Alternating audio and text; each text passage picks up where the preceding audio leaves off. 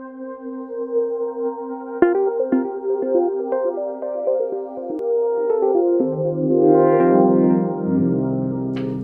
and welcome to all of you. Thank you for allowing me the opportunity of chatting to you folks today. My name is Darryl Harris. I'm a partner with the Carroll Keller Group, a training group company based out of Lombard in Illinois. Been around for 30 years, do an enormous amount of work in leadership and training across the board. The topic today is leading and managing through change. And this is a topic that has become more and more relevant in the environment in which we live. Change is inevitable, it's happening on an ongoing basis, and leaders have got to have the skill to not only manage themselves in this ever-changing environment, but also have to have the ability to manage their people through the change process, which sometimes can be a little nerve-wracking and high risk. Our agenda today is why is change necessary? I want to speak a little bit about the human reactions and how people deal with change and the role that you as a leader play in the change process. And then we'll conclude and ultimately wrap up. If we look at the whole area of why is change so necessary today, history shows and research shows that people are generally a little nervous when it comes to change. They're not sure what's going to happen to them. Are they going to have security, learn new skills, starting again, looking like a fool? But here's the key factor. The fact that your organization is changing is wonderful. I am always extremely nervous when companies say to me, we've always done things this way. That's a sure point that the company's going backwards. So if you're working in an environment where things are changing, you should really be happy. I'm delighted to see that companies are changing, and there's an expectation that your customers have that change should take place. And we can talk about a number of organizations. I'm going to give you 3 names: Kodak, Blockbuster, the Swiss watch industry. And I don't think we have to think too hard about that. None of them are really around anymore. Yes, the Swiss watch industry still survives. Kodak sort of survives. And Blockbuster took a pounding. The irony is, all those companies were ultimately leaders in their specific fields at one stage of their careers and their lifespan, but unfortunately had an inability to change. We don't want that within our company. Change is necessary, however, badly managed change actually does more harm than it does good. And these are some of the areas that I'd like to talk about. Change is necessary for organizational survival and growth.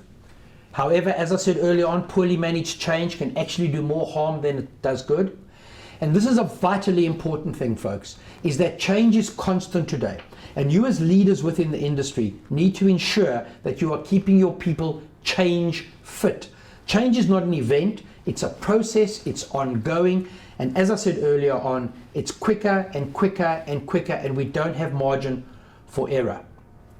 So to try and summarize where I've come from in this short period of time, change is necessary. The fact that your organization is changing is wonderful. However, badly managed change actually does more harm than good, and that is the role that the leader plays in managing this specific change process. And that's where I'd like to segue to right now and move into the area of how do we actually manage people through change. Let's start here. It is vitally important to understand that you as a leader initially have to look into the mirror first to see how you as an individual react to change. Because if you're negative, believe me or not, it's going to permeate down and cascade down to the people within your team. So one has to be positive to the change. You are the cheerleader of change. Secondly, people will go through different phases in the change process. People change at different rates. Not everyone changes at the same speed. And a key skill that you can have as a leader is to try and identify where people are in the change process. And this is a model that I'm going to work through with you very, very briefly. Obviously, in a training seminar, one goes into great detail and works very, very hard at this. But I'm going to give you a general overview of how one would approach where people are in the changing process, and then certain techniques that you are able to use to get people through the change process. And now we're going to move into the actual process of change. When change is announced, there are generally 4 processes. There are 4 areas that people will move into. There are some people that will go into what we call denial. Now, please understand, folks, denial does not mean that people don't think the change is happening. They just don't believe it's going to have an effect on them. And some of the symptoms of people in denial would be as follows: lack of interest, listless apathy, numbness, and they shut off. They'll talk about it being over real soon. They love to minimize it. They'll talk about a few minor adjustments and it's no big deal. They love talking about the good old days. Now, reminiscing is a beautiful thing. Let's just not live in the past. It'll blow over real soon, and they cling to the past. I'm not that concerned about people in denial. We can move them quickly, but if we don't move them, your change will not take place. These people tend to become a drag on the rest of your team. The biggest mistake that managers make is they tend to ignore them, and then we give all the work to the people who are on board, and hence we tend to punish the people for being good. I am much more concerned about people who are actually in the next phase. And the next phase is what we call resistance. And these are the individuals who just don't want to do it. They'll take you on a daily basis. It may be done overtly, it may be done covertly, but these would be some of the symptoms: fear, insecurity, avoidance, procrastination. I'm very good with procrastination. When my wife asks me to do things on weekends at home, I go into resistance. Negativity, they'll continually tell you it won't work. There's a sense of loss and hurt. They threatened. What about me? They complain and they sulk. There's a lot of nonsense.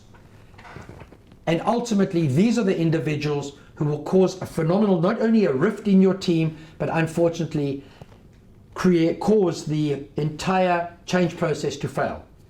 Here are some techniques that you as leaders can use to help people through denial. And we'll go through these very, very briefly. Number one, please focus on the vision. Folks, I cannot emphasize this enough. Give the people the what and the why. Give the bigger picture. Let people understand how they fit in, and never ever be scared to share the consequences of what would happen if we didn't change. Explore the reasons. Sit down with individuals and listen to them. Sometimes it can be the smallest issue in the world which is affecting them terribly, and you can fix it in no time. Look for the benefits to the individual, not the company. When change takes place, people really don't care about the organization. They care about themselves. And be aware of your shortcomings as a leader. Because if you're very good with change, you find these people extremely annoying and use terms like, it's no big deal, stop making a mountain out of a molehill, it's not an issue. It's not an issue for you, but it's a huge issue for them. Listen. If you've got individuals in resistance, once again, don't get angry with them. Continue to explore the benefits to the individual. Vitally important, please, folks. When you've implemented change, identify successes, celebrate success, make them visible, talk about them. And finally, invite the resistant people into the team. Get them to participate. Very often people do not want to get involved because they didn't feel they were part of the change process. So sometimes they're in resistance, not because they're anti the process or the idea, but because they feel they were not part of it. Invite them in, get them involved. It's a wonderful technique. It's vital that you get your people through denial and resistance, and these are some techniques to help. If we move to the next phase that certain people will be in change, we call this phase exploration. And exploration is where people are now on board. They're excited. They want to get involved. And this is the most vulnerable part of the change process. And it's the biggest mistake that we make as leaders.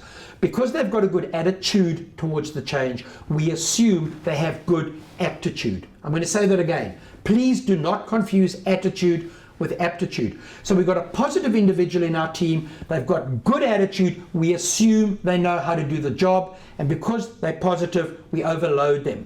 These would be some symptoms of people in exploration. They're willing, but they're not necessarily able. We give them too much to do. We overload them. We continually interrupt them. There's confusion. They're unable to focus. Many questions, lots of ideas, lots of creative chaos. Uncertainty, indecisiveness, not showing which direction, where to go. They're searching, they're learning, there's great excitement. They're very often disorganized because they're not sure where they should be going, and in some instances over-prepared. How do we get people through exploration? Folks, and I cannot emphasize this enough, this is the most vital part of the change process. You've got to help people through exploration. If we set them up to fail, they go back to resistance, and when they go back to resistance, they're not going to move very easily. Believe me on this one. Here's some techniques to help people through explorations. Please plan short-term wins. Don't set your people up to fail. Because they're excited, we overload them, we give them too much stuff to do, we expect them to run the Chicago Marathon after their first training run. It's crazy. Don't set them up to fail. Agree on the service standards. Help them prioritize. This is the direction in which we're going. This is what we need to be doing. These are the things we need to be focusing on. Strengthen the capacity of the individuals.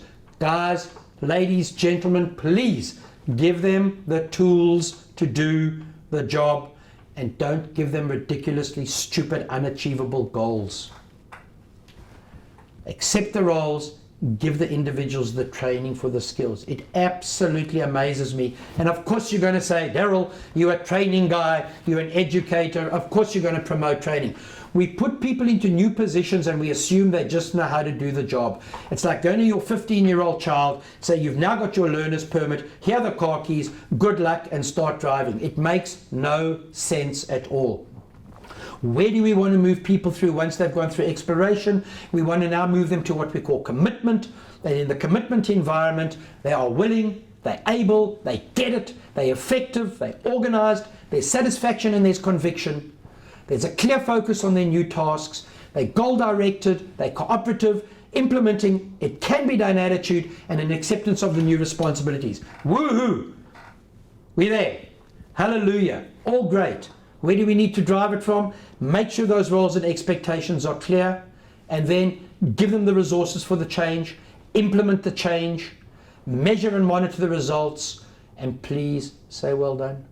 Compliment people. Catch them doing things right, walk around, coach.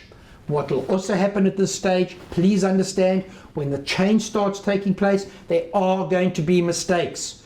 There's always a little hiatus, a little dip before things get better. Do not allow this to become a stumbling block. Use it as a coaching opportunity, and forewarn people, manage their expectations that when change takes place, there will be a little dip, there will be mistakes. We're not going to use it as being a penal punishment time during the process, but a learning, coaching time where people can grow and move forward.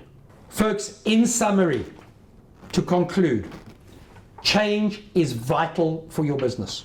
The fact your organization is changing is wonderful. People should be delighted that change is taking place. It means organizations are dynamic, they're looking towards the future, they're thinking, they're creating strategic plans, they try to differentiate themselves. As I said at the expense of repetition, thank goodness organizations are changing. However, the role that the leader plays in this change process cannot be emphasized enough, because the change is all about how the people adapt. You can get the greatest systems, the greatest equipment, the greatest tools, but if the people don't buy in, if the people aren't coached, and the people are not given the authority, the tools, and the responsibility to walk through this change process, it will become a disaster, and we can think of many situations like this.